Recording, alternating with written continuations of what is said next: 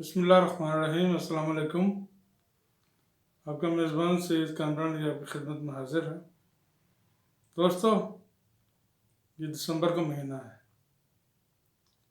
और बदकिस्मती से इस महीने की 16 तारीख को फॉल ऑफ ढाका हुआ था,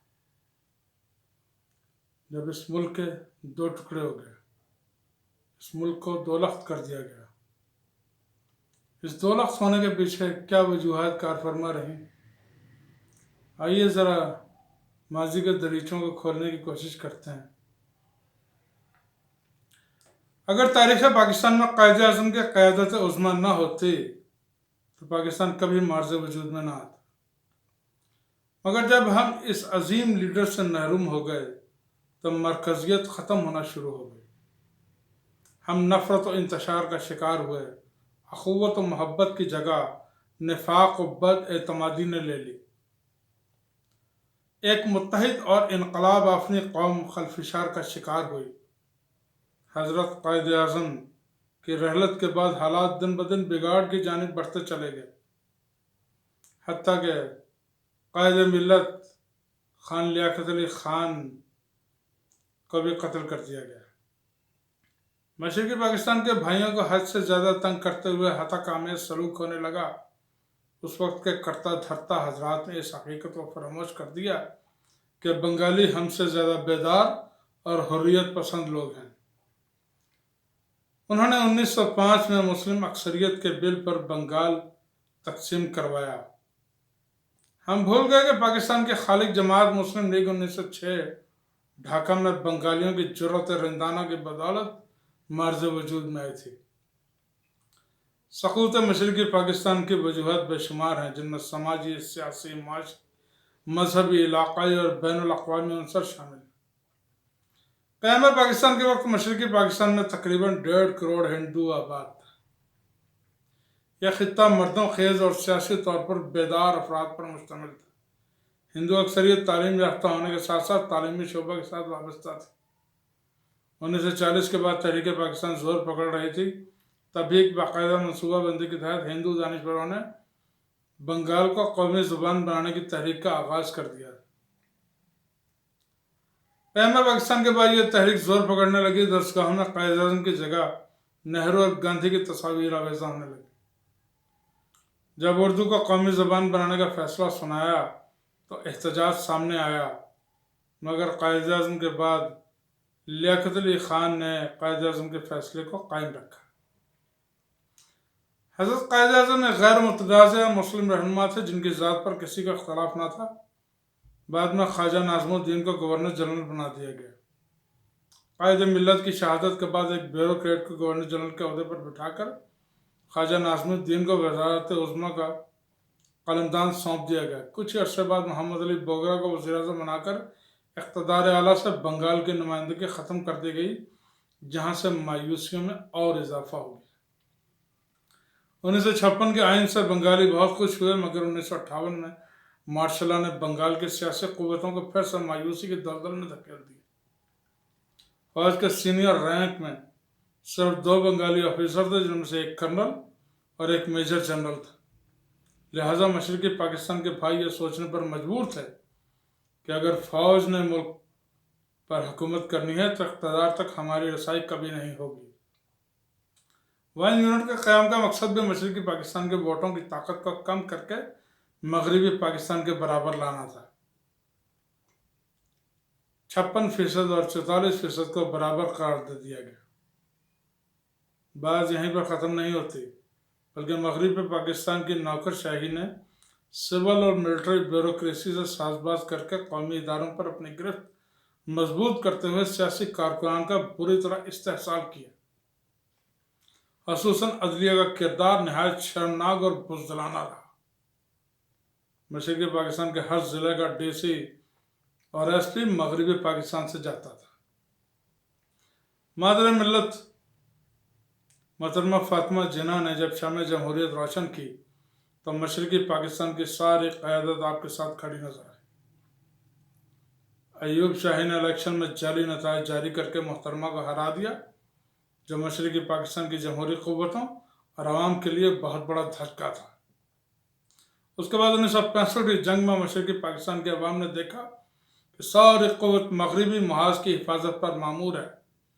पूछने पर वजह यह बताई गई कि मगरबी महाज से दबाव बढ़ाकर मशरकी पाकिस्तान का दिफा होगा। इस हिकमत अमली के सबब बंगाली अदम तहफ़्फ़ुज़ का शिकार हुए। फिर बाद अज़ां शेख मुजीबुर रहमान को साजिश के तहत गिरफ्तार किया गया, मगर अदलिया से फैसला ना लिया गया, जिससे शेख मुजीबुर रहमान बंगाली कौम का वाहिद लीडर बनकर उभरा। मशरकी पाकिस्तान के तालीमी इदारों में 95% हिंदू असातिज़ा थे जो दो कौमी नज़रिए को नाबूद करने के लिए बरसर पैकार थे। मगरबी हिस्से की जानिब से रवा नाइंसाफ़ियों और बदफेलियों को बढ़ा चढ़ाकर पेश करते रहे, जिससे नई नस्ल के जज्बात भड़काने और तहज़ दिलाने के काम आए। मालियाती वजूहात में पटसन से, जिसकी पैदावार मशरकी पाकिस्तान से होती थी, कुल मुल्की दरामदात का 75%, जिसमें से 95% सिर्फ और सिर्फ मगरबी पाकिस्तान पर खर्च होता था। मीडिया भी सरकारी गिरफ्त में था, जो अवाम पर होने वाली ज़्यादतियों पर तबसरे करने से गुरेज करता रहा। मुल्क मजहब के बुनियाद पर हासिल हुआ, मगर मगरबी पाकिस्तान की अफसरशाही बंगालियों से हाथा कामे सलूक करती थी। इस्लामी रवादारी और भाईचारा किसी भी सतह पर नजर न आया। इन्हीं रवैयों के खिलाफ शेख मुजीबुर रहमान ने मशहूर ज़माना 6 नुकात पेश किए, जिनमें से किसी भी नुक्ते पर भुट्टो साहब मुत्तफिक ना हुए।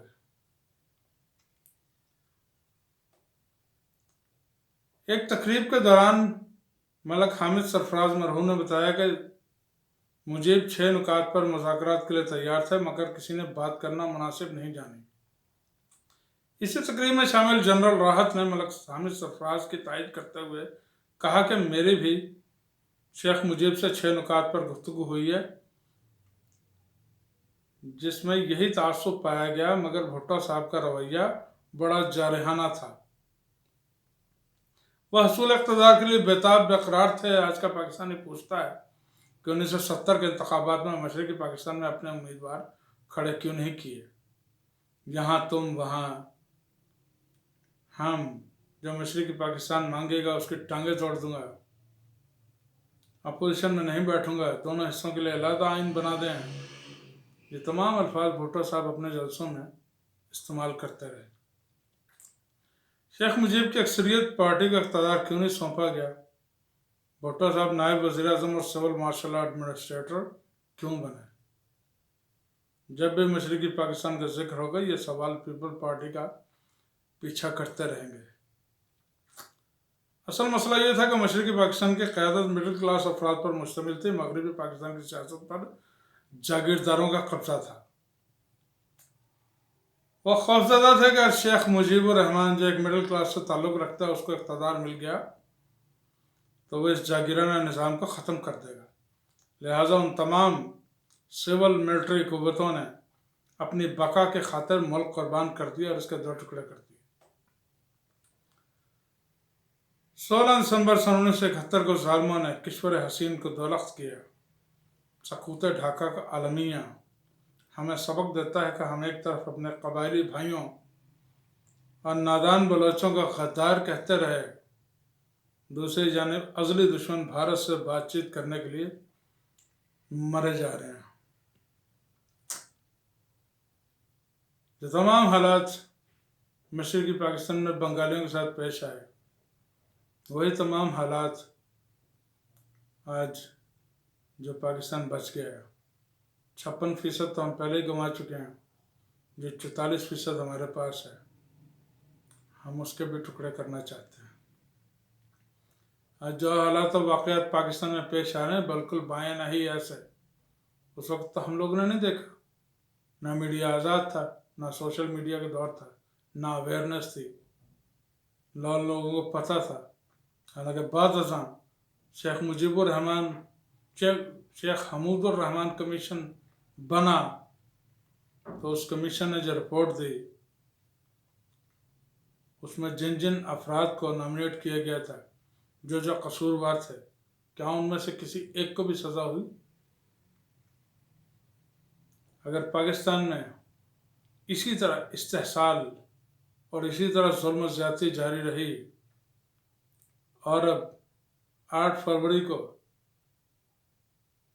اول تو ان کا ارادہ کوئی نہیں ہے، اور اگر صاف اور شفاف الیکشن کروا دیے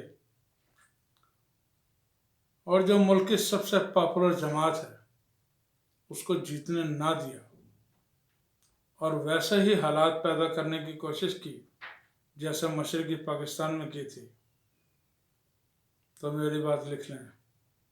اور آج سے 2 سال پہلے عمران خان بھی سمیع ابراہیم کے ساتھ ایک انٹرویو میں اس کا ذکر کر چکے ہیں کہ اس بار پاکستان کے 2 نہیں 3 یا 4 ٹکڑے ہوں گے۔ اللہ تعالیٰ پاکستان کی حفاظت فرمائے، اور جو اس وقت ملک کے کرتا دھرتا ہیں ان کو ہوش کے ناخن لینے کی توفیق عطا فرمائے۔ پاکستان زندہ باد، خدا حافظ۔